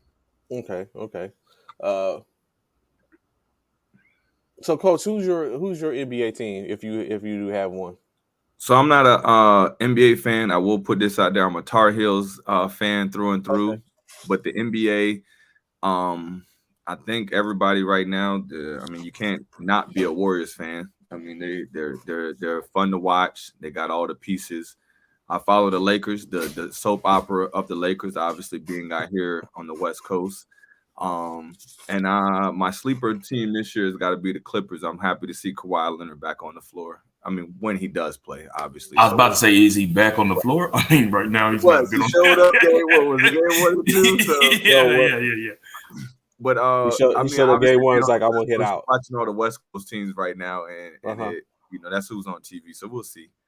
Okay. So of course we got a couple of questions for you as we get further and further into this. So covering over and talking about some of the games that went on last night. Of course, some we're going to highlight more than others. Last night, 121 to 111, the 76ers get handled by the Washington Wizards. Wizards improving to 4-4 in the year. Philadelphia 4-5. Ron, where you at? We just had a conversation about this when you said with James Harden, y'all could do all things, and all things aren't looking too good right now. Of course, Kristaps Porzingis drops 30 points, 9 rebounds, 33 assists. Bradley Beal, 29 points, 2 rebounds, 2 assists. A double-double in Rui Hachimura's 10 points, 10 rebounds, 4 assists. 10 points from Daniel Gafford. Will Barton contributed with 11 points, 18 points, 8 rebounds, and 4 assists from Kyle Kuzma. For the 76ers, they were led by Tyrese Maxey yet again, 32 points, 2 rebounds, 4 assists, 24 points, 5 rebounds, 10 assists from James Harden. Tobias Harris, 16 points, 9 rebounds, 4 assists, 12 points from Daniel House, 13 points from George Niang. PJ Tucker, 5 points, 2 rebounds in 28 minutes of play. Montrezl Harrell, 1 rebound in 12 minutes. Are we seeing a problem due to the fact that there's no Joel Embiid? Is that what we're seeing why Philadelphia is falling off? I haven't watched Philly that much, but the couple games I did see, it seemed like the ball sticks. It doesn't move side to side. It's not a lot of player movement. And Joel Embiid makes everything go. When he's on the floor, everything is right with Philly. And when he's not there, you heard the stat lines. Those guys played solid games. They just couldn't close the game out. So Joel makes everything right for Philly. And if he's not on the floor, there's an obvious gap there. Everything Coach just said. Everything Coach just said. It's a total different team when Joel's on the court. And don't get me wrong, Harden's trying to do his best by facilitating being on the court, but Joel Embiid is the anchor of that team, and without him on that team, on the floor, it just doesn't gel right around the 76ers. So. Of course, this next up is the highlighted game. Of course, MVP. When I say MVP, does Luka Doncic ring supreme in your head, in your ears? Do y'all see that MVP, Luka Doncic? I mean, Luka is a problem. He's a major problem. I just think it depends on where their team falls in the standings. I think they'd have to be top 4, maybe 5. They probably need about 50 wins for him to get the MVP. But he's a problem. He's a stat stuffer. He is the show, and he's gonna get his numbers. It would depend on where his team falls in the rankings for him to get that MVP. So, of course, last night the Mavericks took on the Utah Jazz. The Utah Jazz were able to try to fend off this to keep their record at with 2 losses. It wasn't able to happen. The Jazz win the Mavericks win 103 to 100. Dallas improving 4-3 on the season. Jazz dropping to 6-3. Of course, Jazz. Before we get to Luka and his what he did last night, Jordan Clarkson 22 points, 5 rebounds, 8 assists, 19 points from Colin Sexton, 3 rebounds, 3 assists, 14 points from Laurie Markkanen, 7 rebounds, 15 points, 6 rebounds, 3 assists from Jarrett Vanderbilt. Mike Conley Jr. 11 points, 1 rebound, 8 assists. Kelly Olynyk 6 points, 5 rebounds, 4 assists. Rudy Gay 2 points, 2 points from Talon Horton Tucker, and Malik Busy 9 points, 8 rebounds, and 1 assist. The Mavericks, led by Luka Doncic, 33 points, 5 rebounds, 11 assists, and what is Luka's seventh 30-point game to start the season. The record for the most 30-point games held by none other than Wilt Chamberlain, as he has 23 consecutive 30-point games to start the season. Luka is third on this list, again behind Wilt Chamberlain's 8 consecutive 30-point games, in which Luka can tie and surpass that record with 2 more 30-point games. He got contributions from Spencer Dinwiddie, that's your man Bishop, 20 points, 4 rebounds, 5 assists, 21 points, 10 rebounds from Christian Wood. Really, no one else contributed. The most after that was Dwight Powell, 9 points, 5 rebounds. When we look at that stat line that Coach was just saying, is this sustainable, do you think, Coach, for Luka to continue to do this? I don't know about him keep scoring 30 at every night, but he's one of the guys that can average 30 for a season. I could see that happening. That 23 games is ridiculous when you say it like that, like 23 30-point games consecutively. And that was back in the 60s. Like that, I mean, of course, that's a different time. Can that be done, Bishop? Do you think, a coach? Do you think it can be done here in the 2020s? Oh, in this era, yeah, the way those guys are filling it up, I could see it. That record is obtainable. It just depends on if you can showcase guys. Somebody like Luka could probably do it. Steph Curry could probably do it. Durant could probably do it. If they get going, it just depends. But that's a lot of games to be able to. There's no off nights. To get 30 is you on your stuff. That's a lot of games in a row. So do y'all think Luka is a prolific scorer or just a benefactor of his offense or the system?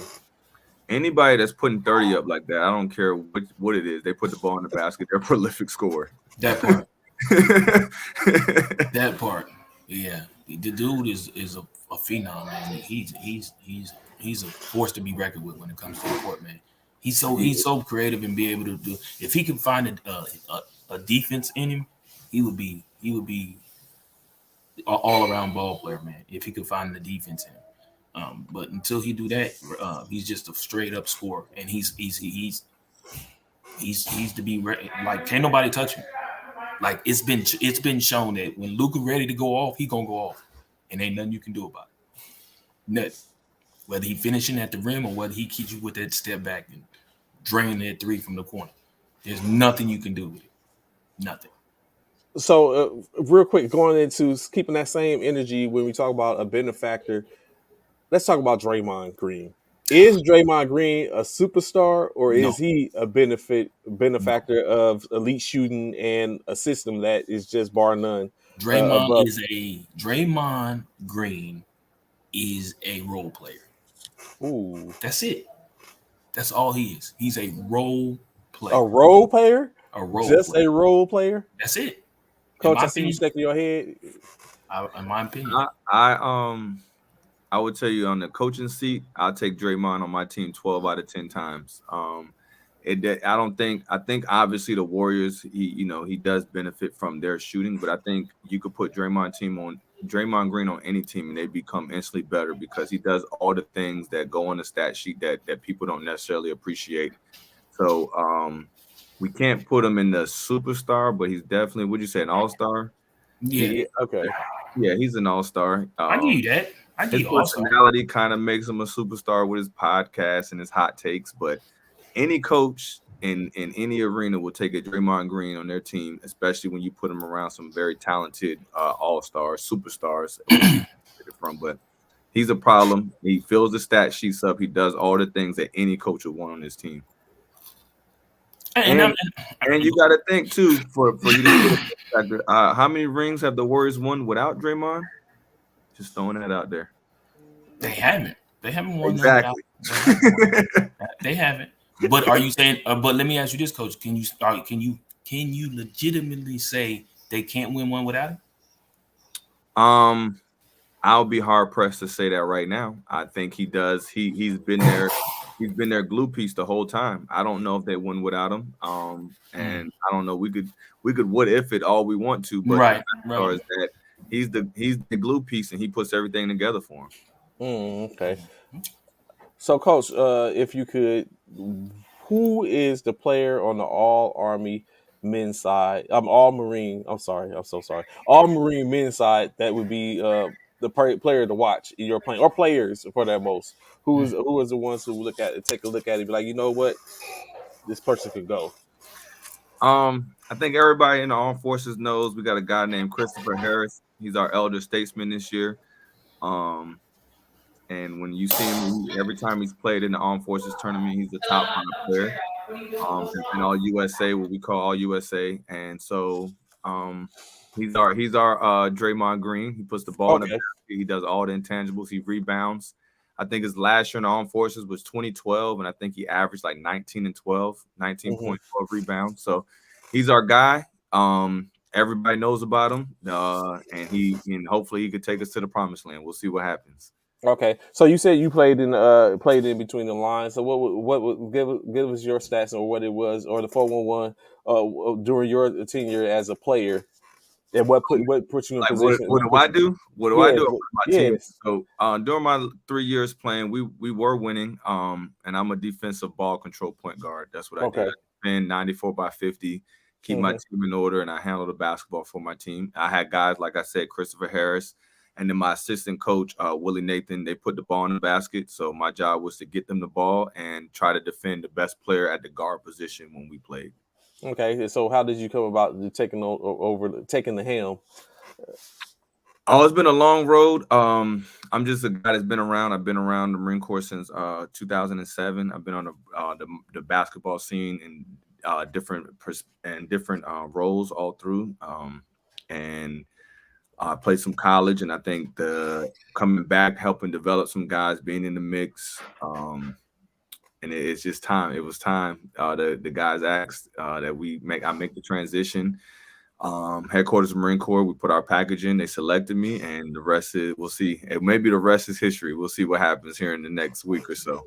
Okay, is this your first year coaching, or how long have you been the coach? This is my first year coaching on this level. Yes, sir. Okay. Nice. Okay. Nice. Okay. How's it feel to be on this side of the clipboard? I've had a lot to learn. It's hard being, I just stopped playing this year. One of the things that I had to learn is the big difference between player and coach. You got less control. You got to let the guys be players. I would tell anybody that basketball always will be about the players. So the players have to do what they do. And the coaches, we give them a little formula, and they make it work. So it was a little hard because from time to time I want to just be like, get out the way and put my shoes on and just show them how it's done. But it's their job to figure it out. So I think that's the biggest transition from being player to coach, is you wanting to get in the lines and be out there with the guys, but you're there with them just in a different aspect.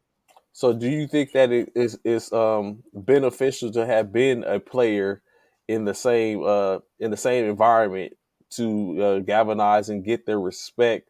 Or do you think it could just be, or you could have been just a person that's been in or around the game and kind of took the helm? Which one do you think? Has it been more beneficial as being an ex-player? I think yes, you get the instant credibility of their respect walking in, and it's yours to lose it. So we know a lot of players that have played and can't coach. I'm not saying I'm a good or bad coach. What I am saying is that I had instant credibility walking into the gym, and they would listen to some of the things I was saying. And I had to prove that I knew what I was doing to them on this side of the fence. So it does help having a former player. But we got a full staff here that's keeping me in line and making sure my guy Jake, everybody knows Mr. Jacobs over here. us in line and pushing us forward. So I think it does help. You played at their level, you know the ins and outs. I've been in this camp. I've been to the tournament. I played at the Armed Forces, and I got some college guys, so I can tell them, hey, you wouldn't do something like that in college. Don't do it here. So that helps with the instant credibility when you walk in the gym. So you do feel like that you got an advantage, that being that you were a player first, now moving and transitioning into coaching. I think you get an initial advantage. They will initial, and it's Key yours. point. It's yours to fumble. Right. Okay. That's fair to say. And so now that you have transitioned to a coach, do you see a lot of the now I see what coach was talking about? Now that you're on the opposite side of the absolutely on the I've said that I see why coaches do this. I see why coaches do that. Because early on as a player, as some of the guys on the team have been my teammates before, but the facts are is that we had to draw the line, and they have been better about it. They have been very good about it and delineating the differences. But yeah, you do see why some of the coaches, say the same things over and over again. And so, yes, we are, how they say, don't become your parents. It's the same as become your coaches. And that is, some of that is on me.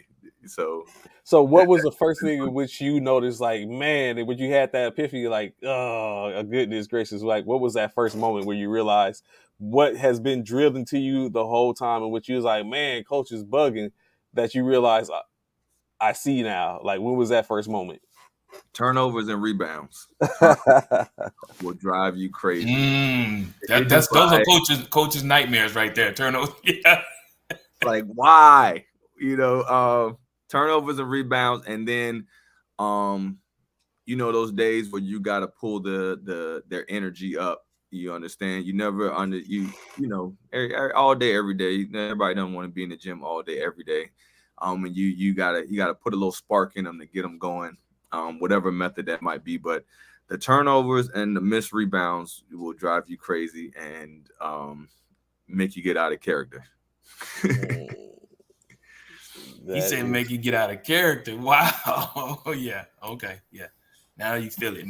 That's good. Do you see yourself doing this for a while, Coach? Or is this something that you have that you feel like that'll be a journey for you? Or is this something that absolutely. I love basketball. I've been playing this game for a long time. I've been involved in it in one shape, form, or fashion. This is my passion. This is my love. I was actually telling some of my close friends and loved ones that doing this, a 0-5 wake up is nothing at this for this sport. So that's how I know. I mean, for every other job I've had, waking up at 5 is like, you're excited about getting up at 5 o'clock. Right. Yeah. You got a list of things to do. Yeah. It's easy to wake up. It's easy to do the things you got to do. It's easy to stay in the gym all day. It's easy to watch basketball all day. Yeah.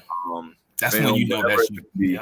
Yeah, it's in me. It's been in me my whole life. I love the game. The game has been everything to me. Right. And I could see me doing this for a long time. That's good, man. That's good. That's good, Coach. I like that. That's when you know. Like you say, when you wake up at 5 and you're not upset about getting up at 5. And you know what? You enjoy it, but what you're about to do, And you know what, Bishop? That goes to say for us as like I'm very sure we despise getting up, because we both were culinary specialists in the military. Right. So food service. So of course the early mornings, like you say, 4 or 5 o'clock in the morning, get up to have open the. But of course, it hit differently when Thanksgiving, when you give enough to cook for Thanksgiving that morning, to sit up and be like, okay, you know what I'm saying, it's a whole vibe and all that type of stuff. So that you know what I'm saying, it hits different at the time until you go right back into here we go again. So I guess you can simulate some of that for the most part, or just doing basically what you're saying, doing what it is that you love, and it's not seeming like a job to you or a hindrance. Like you're open to watching. Like, who watches full games nowadays? Like, you don't, like you said, you don't do it until he's like, you know what, I need to sit up and put in some tape so I could evaluate the opposition.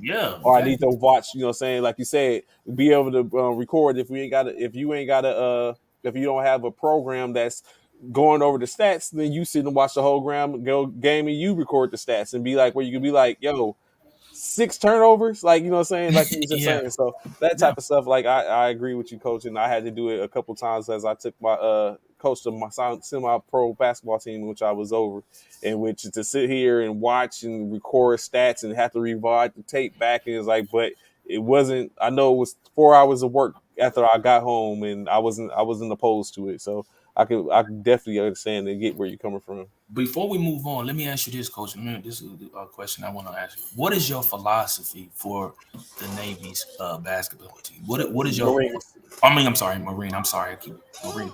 What is your philosophy like to your players and to those ones that are coming into, the young ones that are coming in? What is your philosophy for them playing on that level of basketball? So we preach 3 things, and then a couple things fall under that. We talk about the fight that we're going to be in. It's an internal fight within our team and within our camp. You had to get through that. We got an external fight coming up. We got a shirt that has heart on it, so it's heart and hustle. We got to love our brother, first of all, love our fellow man.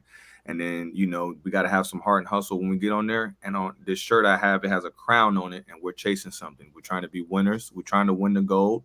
But I have a message to my guys. We could be 7-0 and 0-7 and still be winners, because if you do everything the right way, the scoreboard does not dictate winners and losers. Say that again, Coach, so he can hear you. Hey, the score. You set me up for that one. That's pretty clever. That was clever. And then for my young guys, we're looking for energy and good teammates. So I preach all those things. Like I said, the basketball stuff will take care of itself. You can either play or you can't.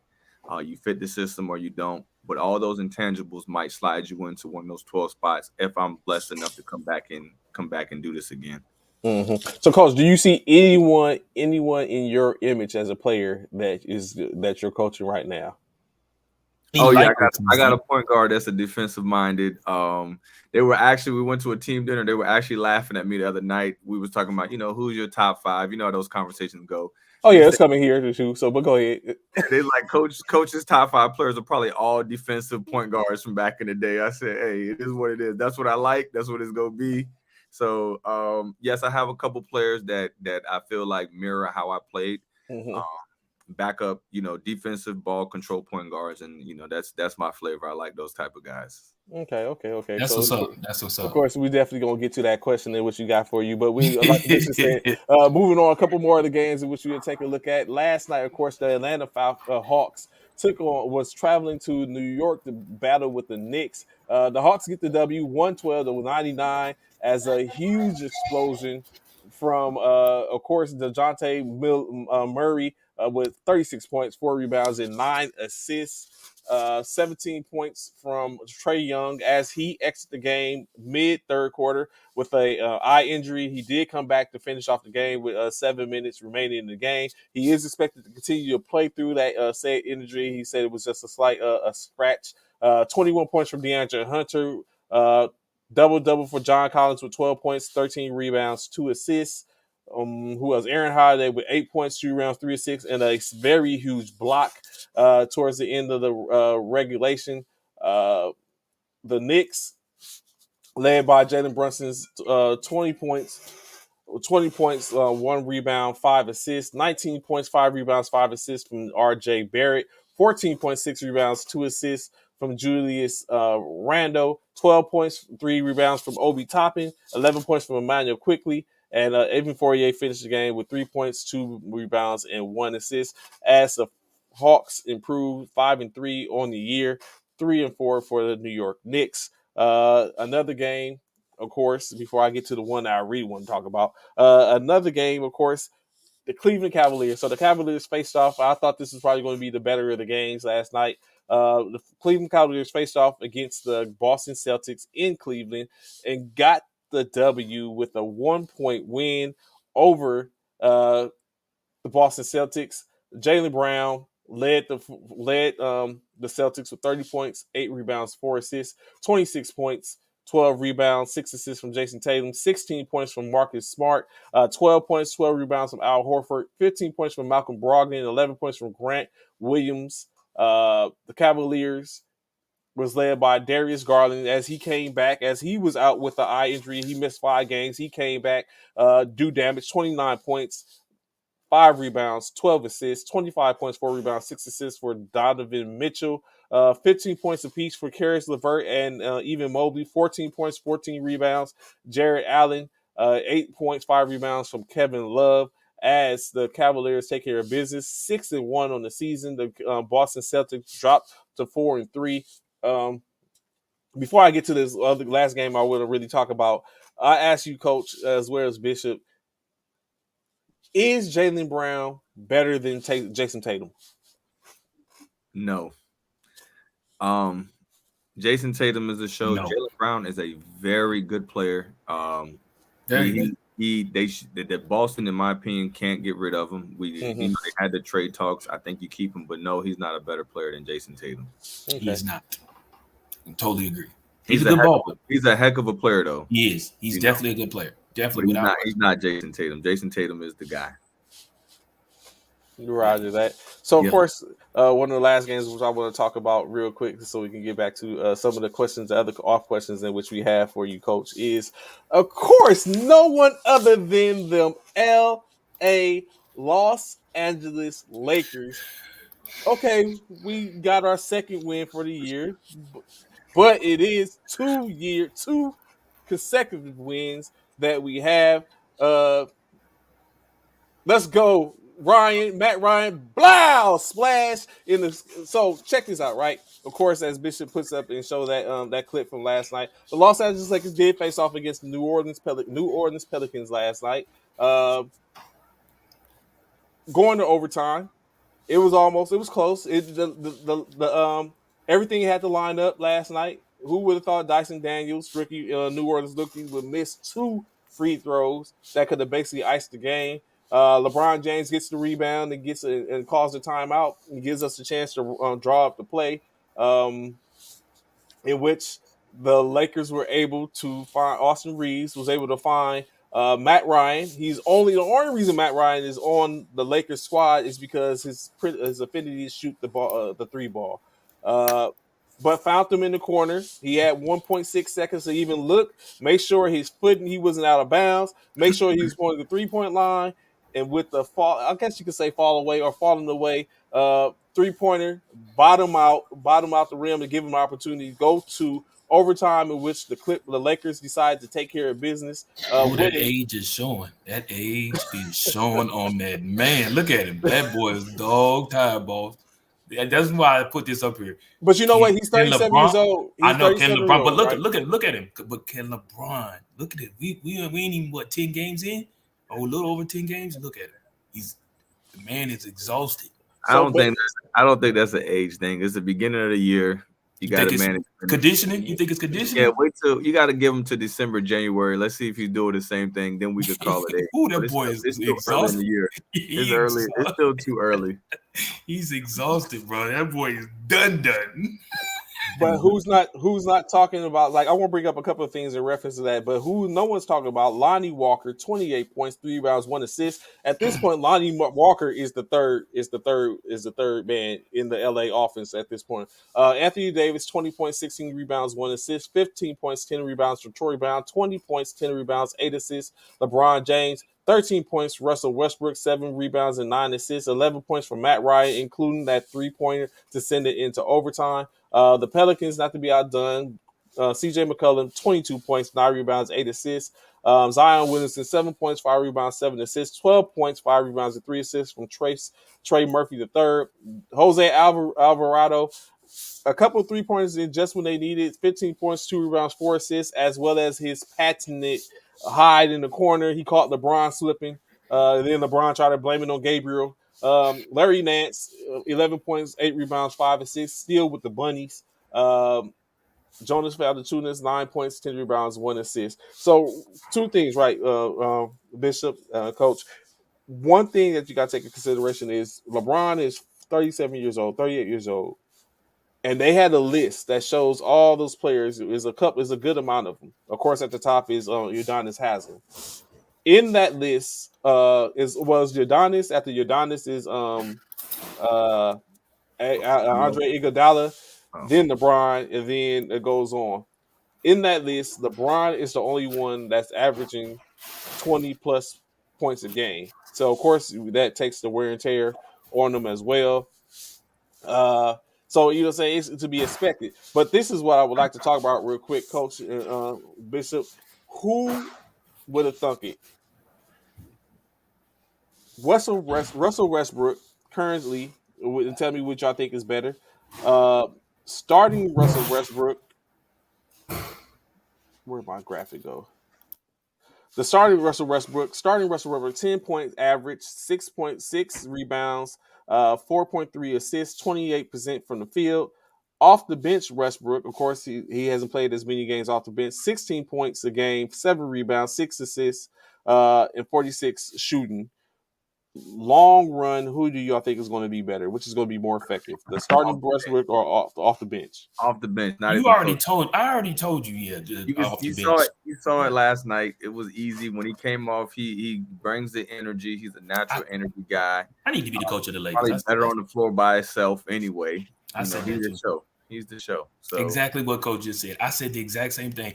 I said, why don't y'all try Russell coming off the bench? His energy and all of that. They need that when LeBron is tired. And ain't got nothing left. Doesn't look like he got anything left. Bring him. Then that's when you bring in Russ. Now he on the floor like Coach said, by himself. Now he got people who's around. It fits. It fits that way. He's being more productive now. He's being way more productive. So, Coach, you getting ready to get out here. We getting ready to get out here right quick. We got 2 questions, specifically to Coach. The first question is, who was better, Dream Team or Redeem Team? Good question.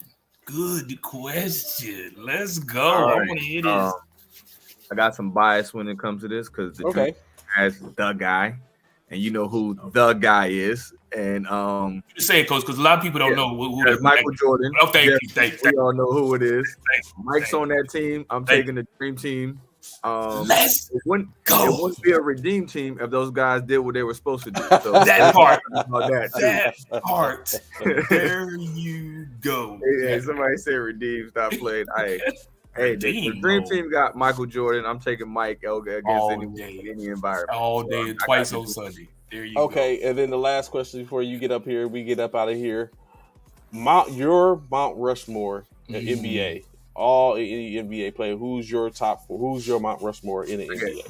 4. Yeah, it's only 4. Yeah, it ain't 5. It's 4. I gotta take LeBron, Mike. Not in that order. Hold on. Okay. Okay. Mike, LeBron. Got it. Yeah. Magic. Mike, LeBron, Magic. Okay. 2 more. And 1 more. Sheesh. Let me get Kobe. I'll take those 4. Ooh, wow. I'll take Kobe. You know what? And you know what I'm saying? One last question, Coach, because I just thought about when you said you being from the VA area and AI being that man. His face will be split right in half on the end. We have to get at least get a sketch, an etch out there. I got you. So how do you rank these players as best point guards? These 3 players, how do you rank them? Magic Johnson, Kyrie Irving, Allen Iverson. 1 through 3. Look! You hear him in the back right here.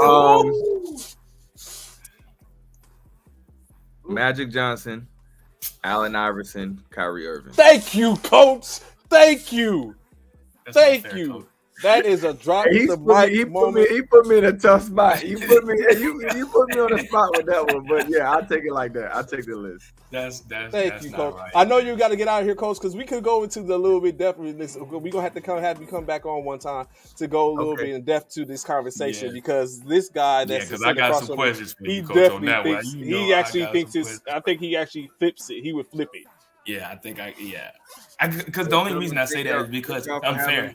It's unfair for Magic, the 6'9", to be a point guard, man. It's just you can't really add him to Allen Iverson and Kyrie when he's 6'9", 6'10". Like it's just unfair, but I get it. So we greatly appreciate you being on, Coach. You know what I'm saying? We, of course, happy endeavors to you going and engaging and getting and starting your coaching career. It starts out today, you know what I'm saying, with against opposition. But like you said, you want to be the hunter. I hope y'all got y'all predator goggles on and y'all seeing all the colors of which y'all need to see as y'all engage, except for not the first game. You can't do that at the first game. But in any case, you know what I'm saying, good luck to the All-Marine team as y'all get ready to start. When y'all first game? When does the tournament start? Sunday at 17:30 against the Army. Okay. Sunday, 17:30 against who, bro? Let's go. So greatly appreciate it, Coach. I know y'all gotta get to practice. Practice, Like yeah. I said, we'll have to tap in and get with you and have y'all back on. See if we can get more to where, especially after the tournament's all said and done, it'll be a whole vibe. So I appreciate you coming on, Coach. All right, Thank you so much, man. We appreciate you, man. Y'all good luck Have on a our good one. tournament. Have a good one.